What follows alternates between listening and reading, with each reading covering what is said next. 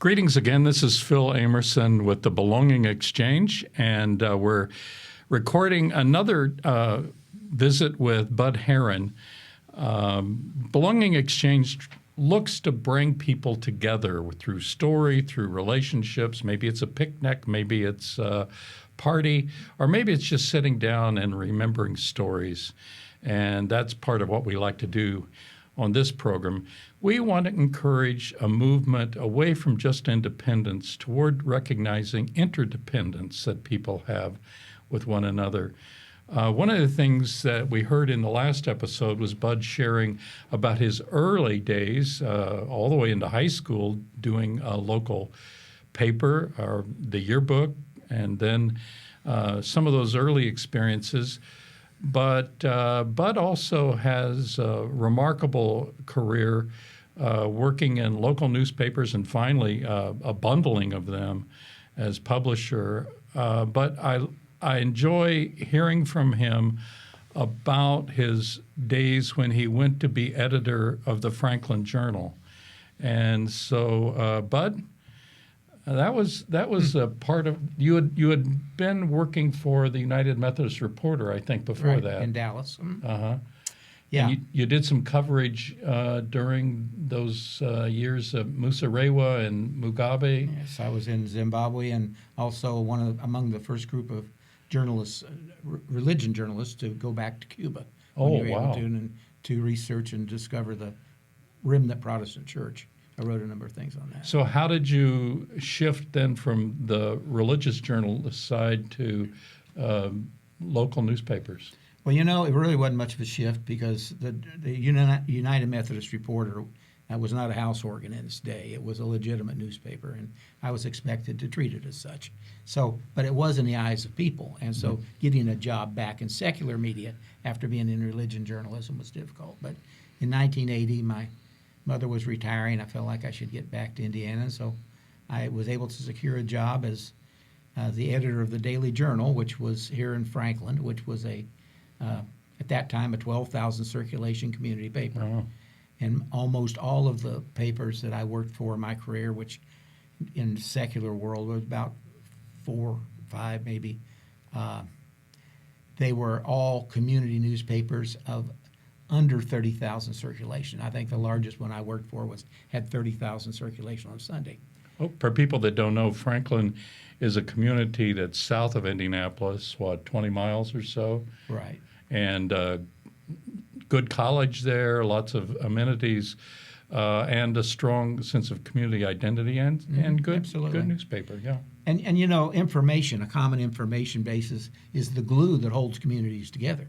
I mean, if you don't have an agreed upon common information base from somewhere, people claim today that there are on the internet and this, that, and the other. And, I want to tell you that it does not replace the common newspaper information that a community trusted, even when they didn't like it, and that information held it together. So, yeah, I came here. I was 25 years old, and I knew everything. And so I became the. It took me to 26 or 27. Okay. I was a 25-year-old editor, and this paper was pretty good when I came here, but it had a lot of things to improve because it was pretty country, and I was pretty city, just coming from Dallas. And so I decided that I should do some improvements. And when this paper had started, its first only newspaper to be created in Indiana daily since 1963. And so when it started, they didn't have enough stuff to fill it, so they had all these county correspondents, these women, most of them past 70 and 80, out in little crossroads communities and churches, and they would write up the news of Susie and John's parents came to visit from Owensboro, and they had chicken for dinner, that kind of stuff. And it was just, to me, it was just cornball, small-town stuff. I wanted my newspaper to be a big shot. Yeah. We're competing with the Indianapolis Star in the northern part of the county. Well, one of my favorite things that I no longer have, it was broken, was a mug.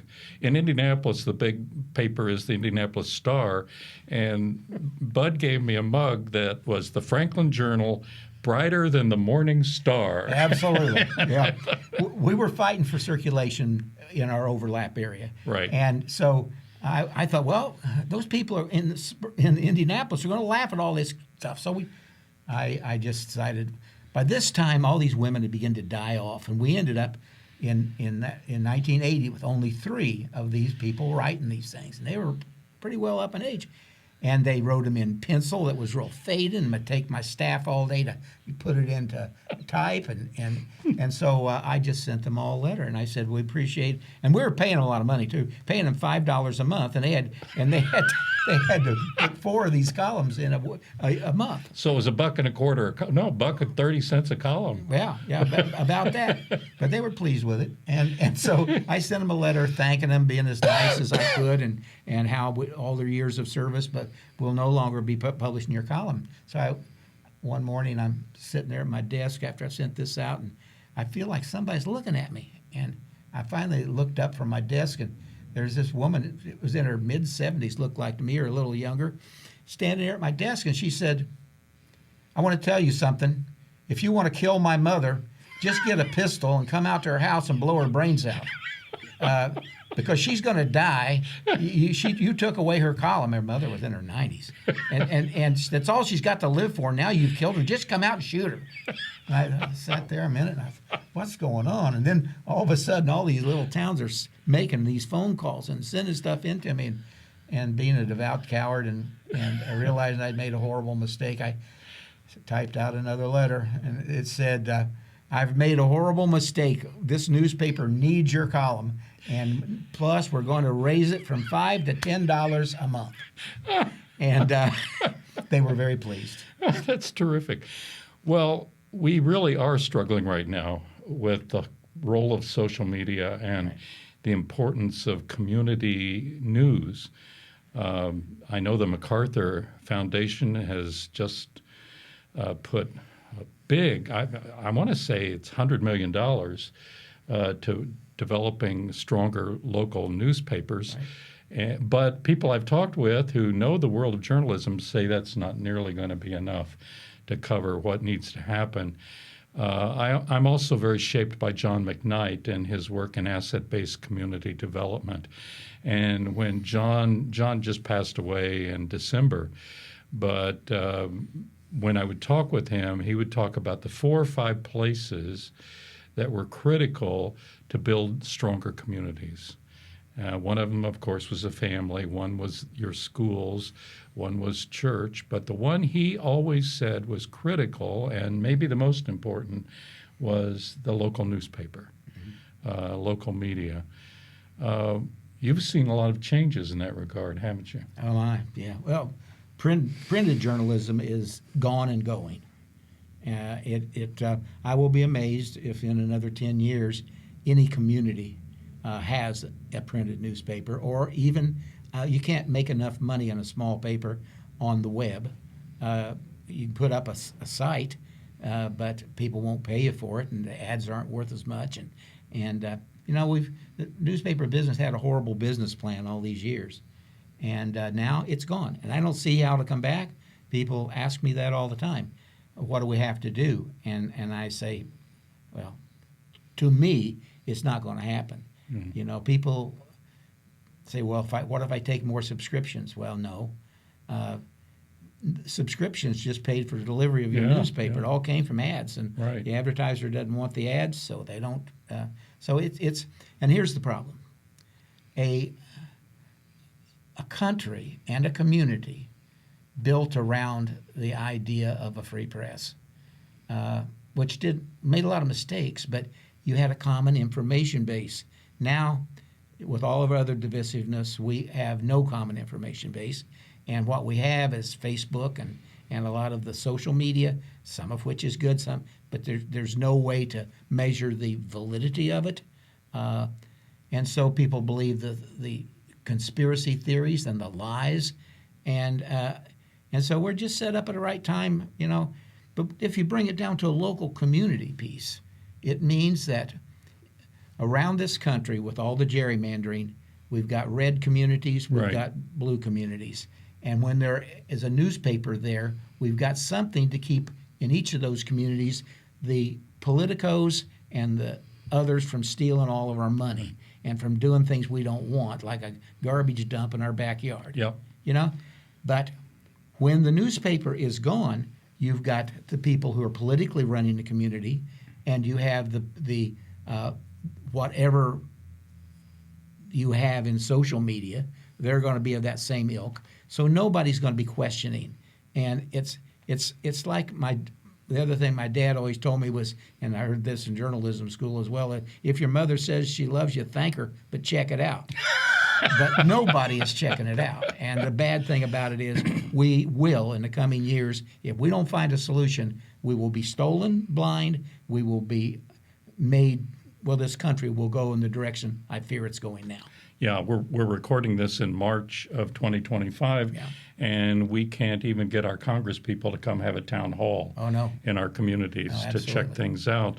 One of the things that the vertical integration, they call it, that's going on, one of the ways I once read, just around farming, for instance, a lot of the big corporations stopped buying land, and the line was, why own the farm when you can own the farmer? There you go. And so you see the vertical integration there, where one farmer may be the pioneer seed operator, but it's similar in media, and it's certainly similar.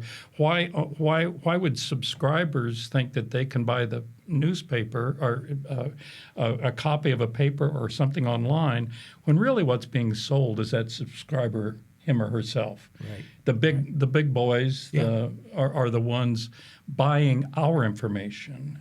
Pardon me, I'm getting off into conspiratorial areas, but not really. No. That's the reason, good listener, support your churches, support your local schools, support your social clubs, support the garden club, the hiking club, whatever.